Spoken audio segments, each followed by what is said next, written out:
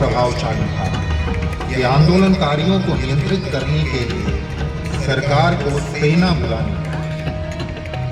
16 जुलाई 1855 वीर पेंची का युद्ध क्रांति की लड़ाई में महाआंदोलन के नाम से लड़ी। सच्चाई और जीवन के मूल अधिकारों के हाथों में तीर, तलवार, टांगी, ढेलफांस जैसे साधारण हथियार लिए आंदोलनकारी मेजर बरोज के आधुनिक हथियारों से सजी सेना पर भारी थे। यहाँ भी अंग्रेजों को मुंह की खानी पड़ी। अंग्रेज इस चोट से उभरे ही थे कि 21 जुलाई 1855 को वीरभूमि के युद्ध में लेफ्टिनेंट टोलमेन की बड़ी सेना को भी संथाल समाज ने घुटने टेकने पर मजबूर कर दिया। इन्होंने हुकूमत से जुड़े लोगों और किसानों को लक्ष्य बनाया, ईंट के कारखाने जलाए, राजमहल गिराए और अंततः लड़ाई को मजबूती देते हुए दोनों शहीद हो गए। नतीजा अत्याधुनिक हथियारों से सजी ब्रिटिश सेना की अपराजेयता का मिथक टूटा एवं 1857 की क्रांति संभव हुई। सन 1857 में जली क्रांति की मशाल से प्रभावित होकर पलामू इलाके के दो और भाई नीलांबर और पीतांबर ने भोगतास, फेरोज और खरवार समुदाय को इकट्ठा किया। वो ब्रिटिश सरकार के 4 प्रमुख केंद्र डाल्टनगंज, लेस्लीगंज, जैनपुर और आपुरू में से एक केंद्र पर कब्जा करने का लक्ष्य था। इन्होंने अपने बहादुरी के जब ऐसे करतब दिखाए तो हुकूमत की बंदूकों के मुकाबले में इनके हाथों की तलवारें भारी पड़ी और एक दिन दोनों भाई लड़ते हुए शहीद हुए। क्रांति की मशाल आंदोलनकारियों के एक हाथ से दूसरे हाथ में बढ़ रही थी। ये मशाल थामी संथाल समाज के भागीरथ मांझी ने। भागीरथ मांझी को संथाल समाज ने ईश्वर के दूत और अपने राजा के रूप में स्वीकारा। भागीरथ मांझी ने समाज से आस्था की डोर बांधते हुए उसे एक सूत्र, एक ईश्वर से जोड़कर उन्हें अपनी धरती की रक्षा के लिए जीवन को समर्पित करने की प्रेरणा दी। भागीरथ मांझी के बढ़ रहे प्रभाव को देखते हुए सरकार ने उन्हें गिरफ्तार करके जेल भेजा और एक दिन भागीरथ मांझी ने भी अपने जीवन को निछावर करके क्रांति की इस लड़ाई में महत्वपूर्ण योगदान दिया। उनके इस आंदोलन को उनके शिष्यों ने आगे बढ़ाने का काम किया। गुरु रघुनाथ भुइया के मार्गदर्शन में समाज की लड़ाई को आगे बढ़ाने वाले सिंहभूमि जिले के मामा भांजे, दिवा और किसुन थे। सरकार तो समाज पर ज्यादती कर ही रही थी। हमारे कुछ प्रशासक भी ज्यादतियों में सरकार का साथ दे रहे थे। सिंह भूमि के भाषक राजा विक्रम सिंह भी उन्हीं में से थे। सूखे की मार झेल रहे संथाल समाज ने अंग्रेजी सरकार से मदद की गुहार लगाई, जिसे सरकार ने न सिर्फ अनसुना किया, उल्टा उन्हीं पर अतिरिक्त सरकारी करों का बोझ डाला। इसके बाद दिवा और किसुन ने अपने समाज को संगठित करके अंग्रेजों के खिलाफ लड़ाई का बिगुल बजाया और लड़ते हुए दोनों ने अपने जीवन को न्योछावर कर दिया।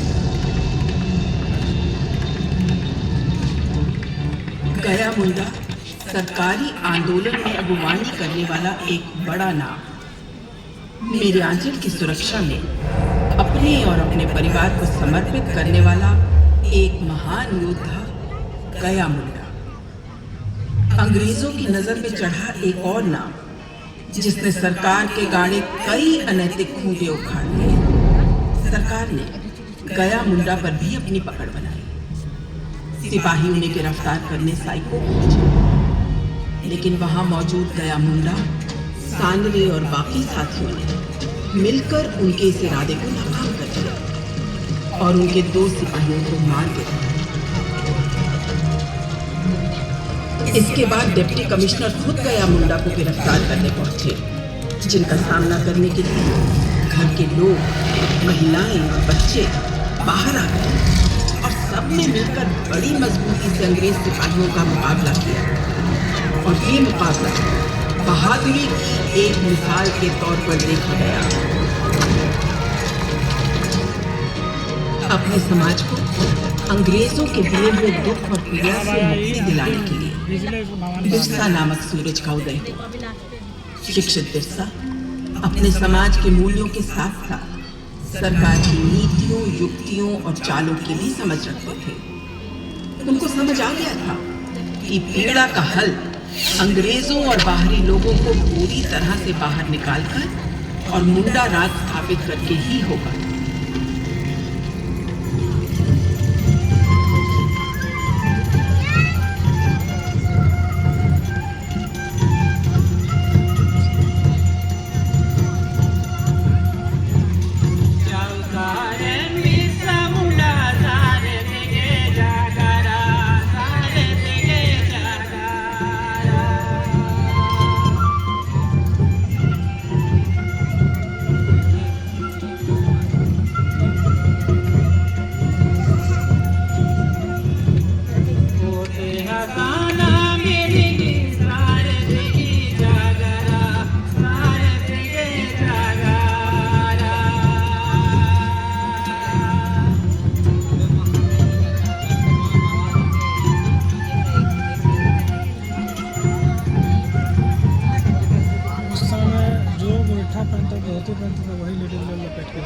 फिर उन्होंने अबुआ दिसोम अबुआ राज का नारा दिया।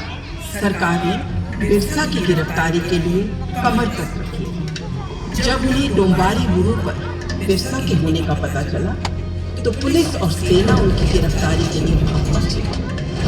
यहाँ बिरसा के अनुयायियों ने अपने साहस और पराक्रम के बल पर अंग्रेजों को शिकस्त दी। यहाँ से मिलाए सिपाहियों ने लाशें बिछा दी, फिर भी वो बिरसा को पाने में नाकाम रहे। फिर उन्होंने बीट और सर्च ऑपरेशन शुरू किया और बिरसा की गिरफ्तारी पर इनाम रखा।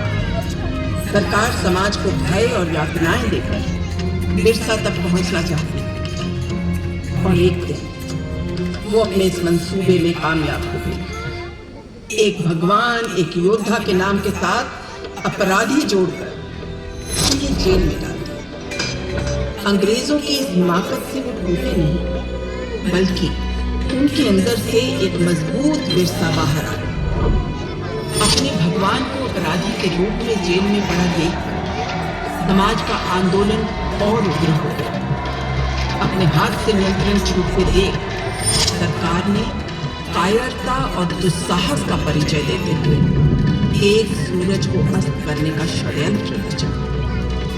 अचानक एक दिन खबर बिजली बन के पहुंची, भगवान बिरसा मुंडा की जेल में मौत।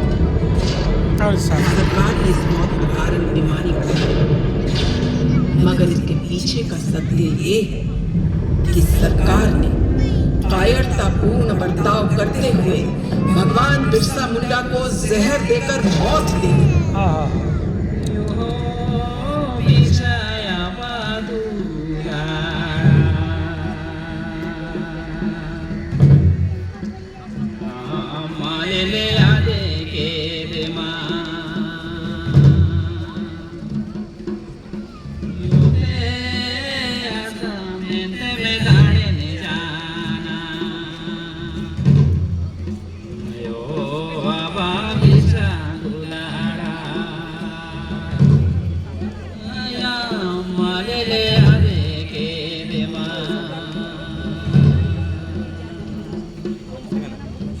सरकार ये भूल गई कि सूरज अस्त होता है उदय होने के लिए।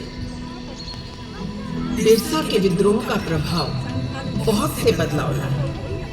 भगवान बिरसा के हाथों जली मशाल अब बड़ा रूप ले रही थी।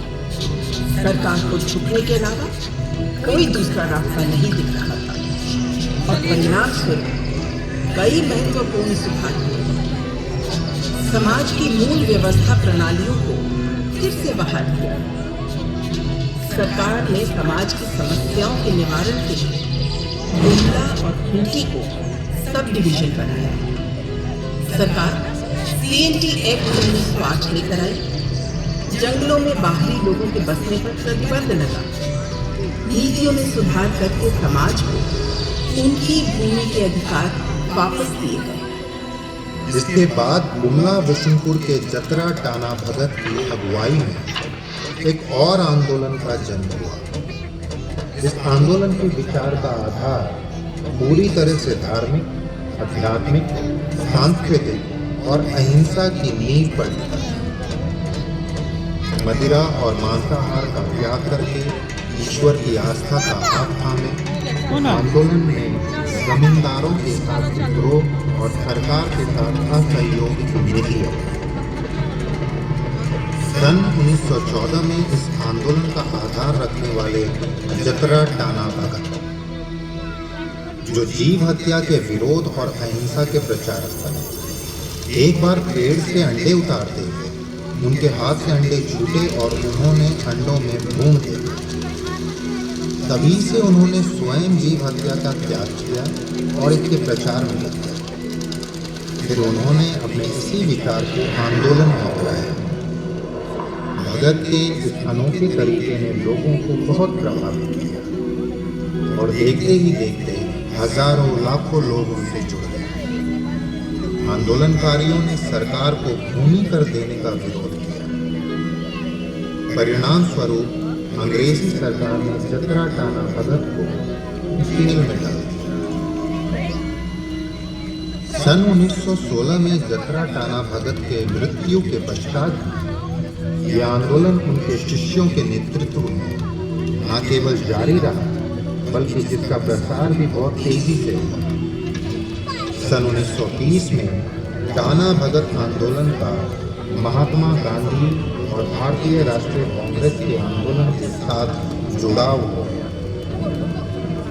राष्ट्रीय धारा में शामिल होकर भारतीय स्वतंत्रता की लड़ाई में टाना भक्तों ने बड़ी भागीदारी निभाई और आखिरकार आंदोलन अपने तय किए परिणाम तक पहुंचा। अंग्रेजों को मुंह की खानी और सन 1947 में उन्हें भारत छोड़कर जाना पड़ा। मेरे भीतर अपने जीवन को बलिदान करने वालों की ये गाथाएं रास्तेदार बन रही हैं।